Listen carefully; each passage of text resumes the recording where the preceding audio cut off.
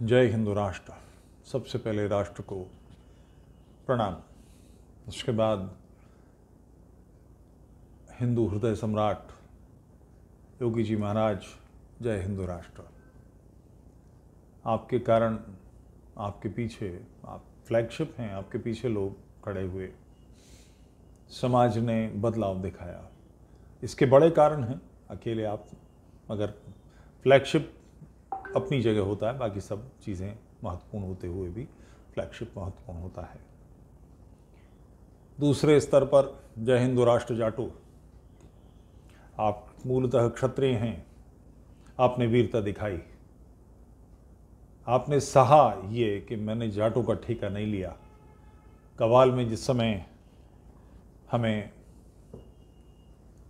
मारा जा रहा था, हमारे आंसू बह रहे थे, ये दादा बेटा पोता 3 पीढ़ी की राजनीति संभालने वाले, जिनकी राजनीति उनकी पत्नी गायत्री देवी और उनकी बुआ और उनकी फलानी इन सब में घूमती रही है, इनमें से कोई बाहर नहीं निकला। हम पर हमले हो रहे थे, ये नहीं देख रहे थे। ये रामपुर का आजम खां, इसके इशारे पर जो लोग पीड़ित थे उन्हीं लोगों को दबोच लिया गया। समाज, जो एक पुराना इमरजेंसी का शेर है ना कि उन्हें घमंड के फरियाद का चलन न रहा, हमें ये फ़ख्र के मुंह में ज़बान बाकी है। आपने दिखा दिया कि राष्ट्र से बड़ा कुछ नहीं होता, और मूलतः आपकी प्रकृति, आप आर्य समाजी हैं। इस्लामी राजनीति तैयार की जाटों को मिलाकर, और उसका हित केवल अपना था। और इस पूरी बेल्ट में, पश्चिम उत्तर प्रदेश की बेल्ट में, ये तो बौद्धिकता रही है कि उत्तर प्रदेश का विभाजन नहीं हुआ। जिस दिन उत्तर प्रदेश का विभाजन हुआ और हरित प्रदेश बना, यहाँ का मुख्यमंत्री शांति दूत होगा, सारी राजनीति सिमट के रह जाएगी। आप जिनके कंधों पर खड़े होकर अपना कद बढ़ा रहे थे, आज वो आपके कंधों पर खड़े होकर अपना कद बढ़ा चुके हैं, और वही लोग जीत कर आए हैं इस पूरी बेल्ट से, आपकी कहीं। और उसका श्रेय केवल जाट योद्धाओं, वीर पुरुषों, आपको जाता है। आपके कारण से ये हुआ। इसके बाद इस अप्रतिम विजय का श्रेय अखिलेश यादव जी, जय हिंदू राष्ट्र।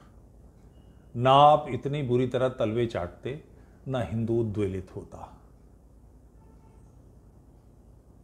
आपके दाएं बाएं के लोग, ये स्थिति थी कि आप मुख्यमंत्री हैं, आपको टीपू नाम से पुकारने वाले लोग, उन्होंने बाध्य कर दिया पश्चिम उत्तर प्रदेश के पूरे प्रशासन को कि वो एक तरफा शांति दूतों के पक्ष में काम करे। ये मैसेज गया दूर तक। आपने सारे टिकट इस हिसाब से बांटे, जिसके जवाब में बाकी सब लोग इकट्ठे हुए। इस विजय का श्रेय आपको भी जाता है, बड़े पैमाने पर आपको जाता है। और मैं अपने यदुवंशी क्षत्रियों से कहूँगा, आप इस बात का विचार करें, आप राष्ट्र से अलग कुछ हैं। कुछ साल पहले नावेद नाम का एक लड़का, नावेद या नवेद नाम का, जो पाकिस्तान से जम्मू में आया था, उसके साथ के 2 लोग मार दिए गए, वो पकड़ा गया था। आतंकवादी था। जब वो पकड़ा गया तो उसने कहा कि मैं यहाँ हिंदुओं को मारने आया हूँ, मुझे इसमें मज़ा आता है। आप होंगे ब्राह्मण, आप होंगे क्षत्रिय, आप होंगे यादव, आप होंगे वैश्य, आप होंगे जाटव, उसके लिए आप बिल्कुल स्पष्ट हैं। आप काफिर हैं, आप हिंदू हैं। ये बात आपकी समझ में क्यों नहीं आती? इस धरती पर, और जिस उत्तर प्रदेश में बैठे हैं, यहाँ तो 3 बड़े केंद्र हैं, कृष्ण जन्मभूमि, राम जन्मभूमि, काशी विश्वनाथ, और 50 मंदिर हैं। ये क्यों तोड़े गए? हम अपनी धरती पर, अपनी जमीन पे अपमानित होते हैं। हमारी बहन बेटियां अपने घरों से खींचकर बाजारों में बेची जाती हैं, बगदाद के, काबुल के, कंधार के। आपको क्या लगता है कि आपकी माँ-बहनें सम्मिलित नहीं थी, सिर्फ मेरी थी? ये हम सब पर गुजरा है, और ये आक्रमण बढ़ता चला जा रहा है। अभी 20 वर्ष पहले कश्मीर से हम निकले हैं। आपको क्यों दिखाई नहीं देता अखिलेश यादव क्या कर रहे हैं। मीडिया के महापुरुषों, मुगलों, मीडिया मुगल कहलाते हैं आप। आपको भी जय हिंद राष्ट्र। लड़की हूं, लड़ सकती हूं का नारा दे सकने वाले लोग, इसकी गुणवत्ता क्या है कि इसकी नाक दादी से मिलती है, इस बात की आप प्रचार करते हैं। इसका नतीजा क्या निकला? राजनीति एक 24 घंटे का सेवा कार्य है, इसमें पैसे भी बनाते हैं लोग। 2-3 लोगों के नाम लेके चुका हूं, ये कहां थे और कहां पहुंच गए। 24 घंटे राजनीति करते हैं और कोई काम नहीं करते, तो कैसे हो गया आप समझ सकते हैं। मायावती जी, जय हिंदू राष्ट्र। आप में ये अदम्य साहस कहने का कि जहां हम नहीं जीत रहे वहां भाजपा को वोट दो, इस विषय में आपका भी साथ है। और आपने मेरे हिसाब से वो ऋण जो चुका दिया, जो भाजपा के लोगों ने आपके साथ होने वाले दुर्व्यवहार को बचा कर किया था। इतनी सामर्थ्य होनी चाहिए। यदि हम स्वयं नहीं तैर पा रहे हैं तो जो व्यक्ति तैर सकता, जरा सहारा चाहिए। इसकी कीमत यह भी हो सकती है कि मैं डूब जाऊं, मगर उसको सहारा दे देना चाहिए कि कम से कम तू तो बच।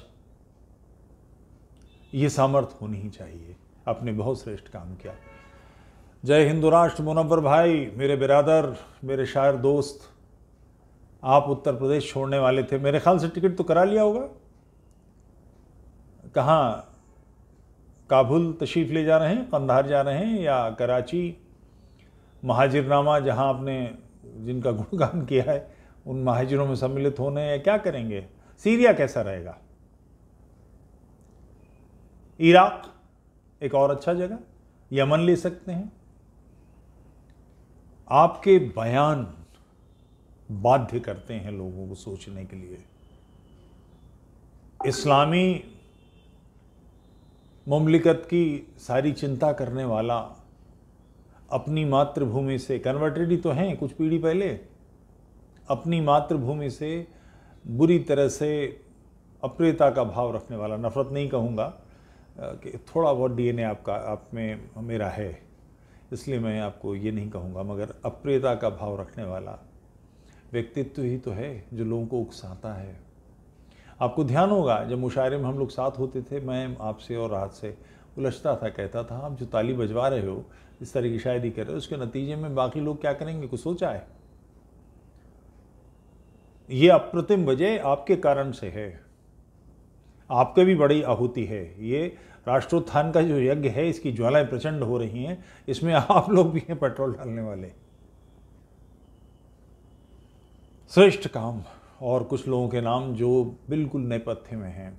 मेरे एक मित्र हैं त्रिपाठी जी, उन्होंने 1 लाख स्टिकर, योगी आएगा तो योगी ही, केवल इतना स्टिकर, किसी कैंडिडेट से कोई मतलब नहीं।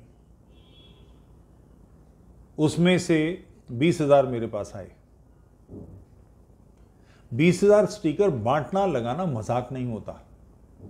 एक स्टिकर लगाने में अगर 1 मिनट लगता है एक गाड़ी पर, तो 20,000 को लगाने में कितने लोग चाहिए? लोग मेरे घर से उठा ले गए और उन्होंने ये जो गाजियाबाद से ब्रजघाट की तरफ रास्ता जाता है, इस पे जो टोल टैक्स है, मैंने उनसे पूछा कि ऐसे कितने लगा पाएंगे आप? उन्होंने कहा मैं 10,000 दे दीजिए, हम लगा लेंगे। 10,000 उठाने के लिए 4 आदमी चाहिए। 10,000 स्टिकर कैसे लगाएंगे गाड़ियों पर? और लोग एतराज़ नहीं करेंगे। तो उन्होंने कहा कि हमने कुछ गार्ड्स को अपनी बिल्डिंग के ले लिया है और उनसे कहा कि दिहाड़ी हम देंगे, और वहाँ पर उनके हाथ में स्टिकर लेकर कि तुम गाड़ी पर पीछे से चिपका देना। तो उसके बाद 2 दिन बाद ही उनका क्या वो ख़त्म हुआ और चाहिए।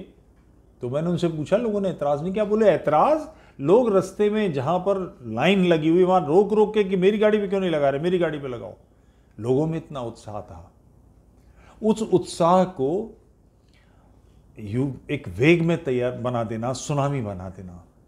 उस त्रिपाठी को कुछ नहीं मिलेगा, 30 पैसे 40 पैसे का स्टिकर तो होगा, यानी 40,000 रुपये तो लगाए उसने। किस लिए? उसको क्या मिलना है? वो काम ही दिल्ली में करता है, उसका बिजनेस दिल्ली में है। और ऐसे एक त्रिपाठी नहीं है, 50 लोग हैं। जो जहां बैठा है वहां से। आप कल्पना कर सकते हैं कि मैंने जब अपने व्हाट्सएप ग्रुप इस पे डाला कि ये आपको स्टिकर्स मिल सकते हैं, 50 लोगों के मेरे पास तुरंत जवाब आया कि हमें भेजिए। लोगों को इसका भी नहीं मालूम था कि हर जगह कोरियर नहीं जाता, मैंने सबको कोरियर कर दिया। 10-20 लोग उसमें महाराष्ट्र के, उड़ीसा के, राजस्थान के। तो मैंने लोगों से पूछा कि भाई आपके यहां चुनाव नहीं हो रहा, आएगा तो योगी, ये उत्तर प्रदेश के लिए उपयोगी है। बोले नहीं, ये हवा बनानी है। अब मैं समझ नहीं पाता कि भुवनेश्वर के आदमी को अपने नगर में आएगा तो योगी लगा के क्या मिलेगा, मगर योगी प्रतीक बन गए हैं धर्म का, राष्ट्र का।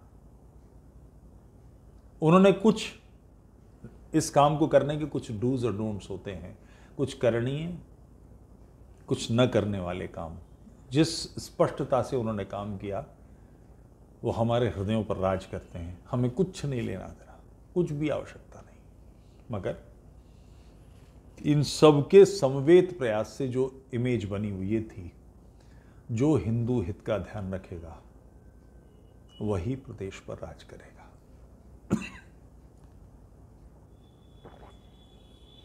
भाजपा के कई लोगों को अभी भी विकास का धुन सवार है। विकास का काम करना ही है, इसमें तो कोई बात ही नहीं, राजनीति इसी कार्य के लिए है। मगर धर्म की जय हो और अधर्म का नाश हो, ये एक पुराना घोष है। अधर्म का नाश किए बिना धर्म विजय नहीं होता, धर्म यशस्वी नहीं होता। और धर्म का मतलब मूर्ति पूजा नहीं है। कई मेरे जो मुस्लिम मित्र सुन रहे होंगे वो इस बात को जान लें, धर्म की जो 10 लक्षण है मनुस्मृति में, उसमें किसी की व्यक्तिगत उपासना का कोई चक्कर नहीं है। आप नमाज पढ़ते हैं, पढ़ते रहिए। मैं मंदिर जाता हूँ, मैं मंदिर नहीं जाता, मैं ईश्वर को नहीं मानता, तो भी कोई अंतर नहीं पड़ता। धर्म बिल्कुल डिफरेंट चीज़ है। मगर जो सभ्य समाज के संस्कार हैं वो हैं धर्म। उसका हित करने के लिए जो उसका अहित कर रहे हैं उनको दंडित करना भी पड़ता है। और ये मैसेज गया मुख्तार अंसारी से। शहर में खुली जीप पर दंगाइयों का नेतृत्व करता हुआ आदमी आज थर थर कांपता है पंजाब से लाते में। दुनिया भर के प्रेस मीडिया को लगाता है कि उसकी गाड़ी का एक्सीडेंट ना हो जाए। कहीं पता लगा खोपड़ी में 7.62 की 2 गोली, बाजा बज गया। अतीक अहमद पे 10 कत्ल के केस हैं। इलाहाबाद में इसकी गुंडई, उसके ख़ानदान की गुंडई भयानक रूप से प्रभावी थी। अतीक अहमद के घर के लोग, उसके बेटे, उसकी बेटी, उसके परिवार के लोग कुत्तों की तरह दुर दुर करते हुए, कोई ब्रिटेन में बैठा है तो कोई फ्रांस में बैठा है, कोई भारत में नहीं है। अतीक अहमद का पूरा साम्राज्य ध्वस्त कर दिया गया। होटल नाजायज़ कब्जे करी हुई, दुकानें, कोठियाँ सब ध्वस्त कर दी गई। ये इमेज इतनी रही कि लोग अपने कैप के ऊपर बुलडोजर के स्वरूप लगा के चुनाव प्रचार में उतर आए।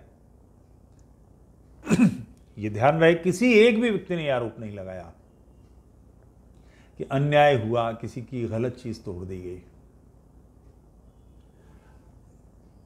धर्म की जगह के लिए अधर्म का नाश आवश्यक है। इसका परिणाम एक तरफा मुझे अभी भी थोड़ी सी खिन्नता है, क्योंकि 300 सीट का क्रॉस करने का लक्ष्य था कि 300 क्रॉस करेंगी। और ये ध्यान रहे, मैं भाजपा का मेंबर भी नहीं हूं।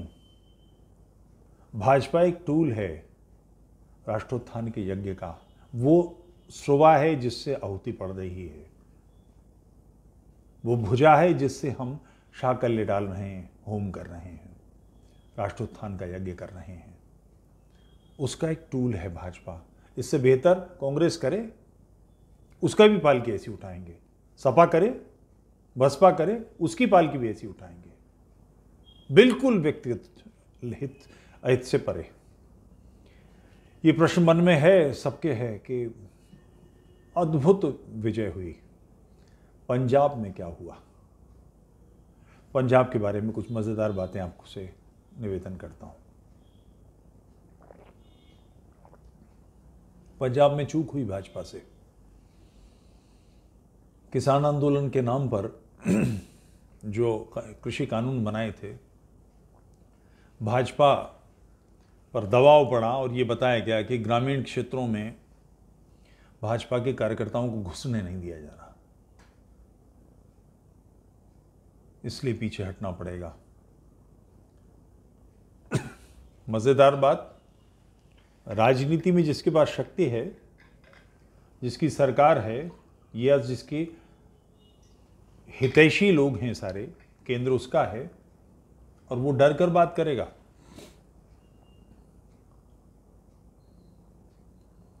पचपन सीटों पर भाजपा पंजाब में सेकंड रही है। प्रकाश सिंह बादल अपनी सीट से थर्ड हैं, सेकंड भाजपा है। सुखबीर सिंह बादल थर्ड हैं, उस सीट पर सेकंड भाजपा है। सिद्धू थर्ड हैं, सेकंड भाजपा है। चन्नी थर्ड हैं, सेकंड भाजपा है। मालवा के क्षेत्र में जहां भाजपा को कैंडिडेट नहीं मिल रहा था लड़ने के लिए, वहां भाजपा सेकंड आई है। यानी पंजाब का समाज भाजपा के पक्ष में था, भाजपा से आकलन की गलती हुई। जिस पौरुष के साथ उत्तर प्रदेश का चुनाव लड़ा गया, उसी पौरुष के साथ यदि पंजाब का चुनाव लड़ा जाता तो अकालियों की धूल उड़ जाती, भाजपा निकल सकती थी। मगर भाजपा ने हारी हुई लड़ाई पकड़ी, जहां लोग उससे पौरुष की अपेक्षा कर रहे थे, भाजपा समझौता करने लगी। ग्रामीण क्षेत्रों में लोग नहीं घुस पा रहे हैं, इसका मतलब क्या है?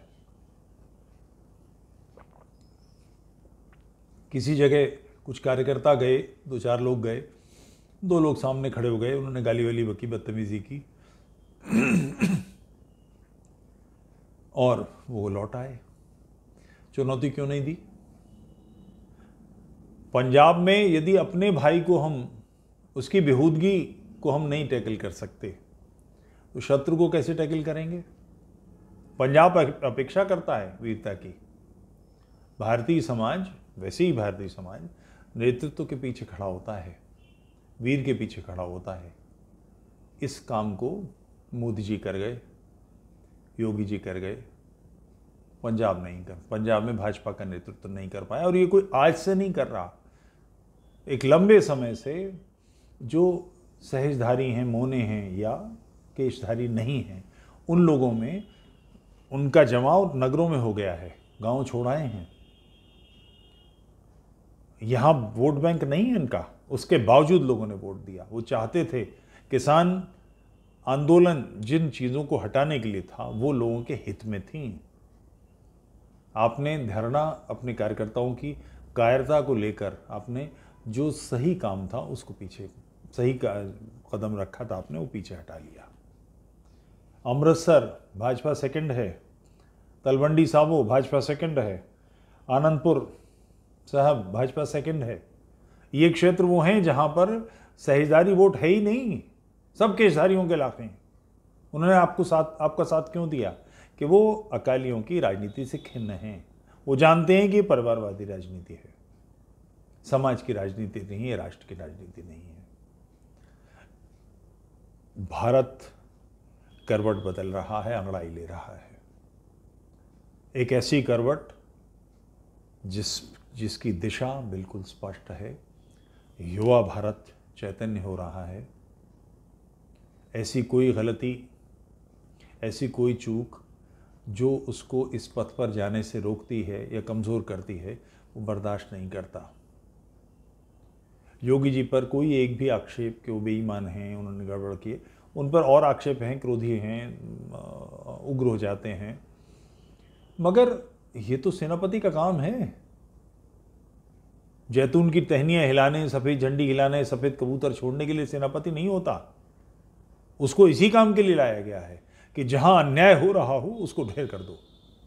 उनका स्टेटमेंट 10 तारीख के बाद सब जितनी गर्मी है सब निकाल देंगे। इसके जवाब में जो तालियां बजती हैं, वो जो मुनव्वराना ताली बजवाते थे और राहत इंदौरी बजाते थे, उससे 10 गुनी थी।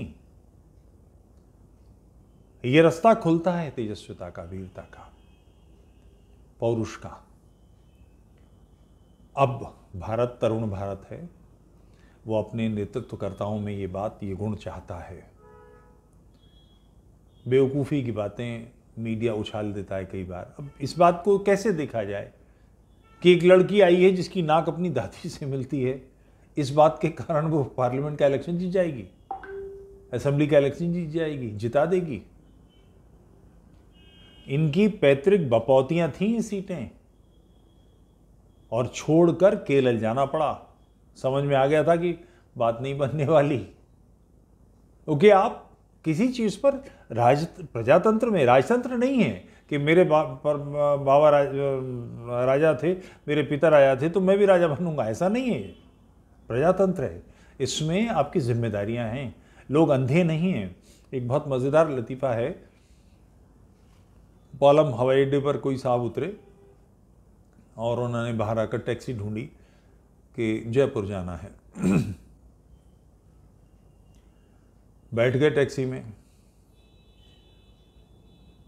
2-2.5 घंटे बाद उनकी आँख खुली तो उन्होंने पूछा कि हम कितना कहाँ पर हैं, तो उन्होंने बताया हरियाणा चल रहा है और खेत देखे आसपास। तो उन्होंने पूछा किसके खेत हैं, उन्होंने कहा रॉबर्ट वाड्रा के। बोले 2-2.5 घंटे से, बोले जी उसी के खेत हैं सारे। लोग समझते हैं इन बातों को,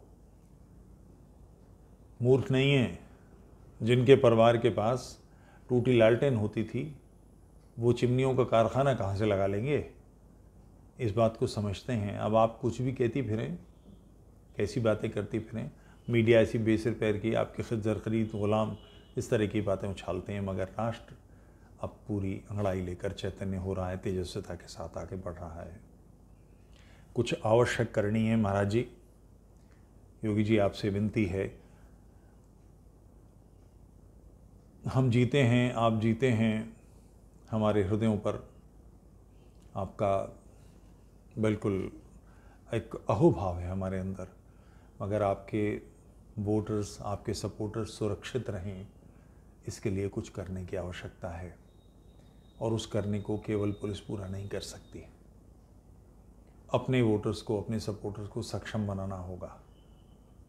अपनी लड़ाई वो स्वयं लड़ें, इसके लिए उनको तेजस्वी बनाना होगा। इसका ध्यान रखें, ये बहुत आवश्यक काम है। जय हिंद राष्ट्र।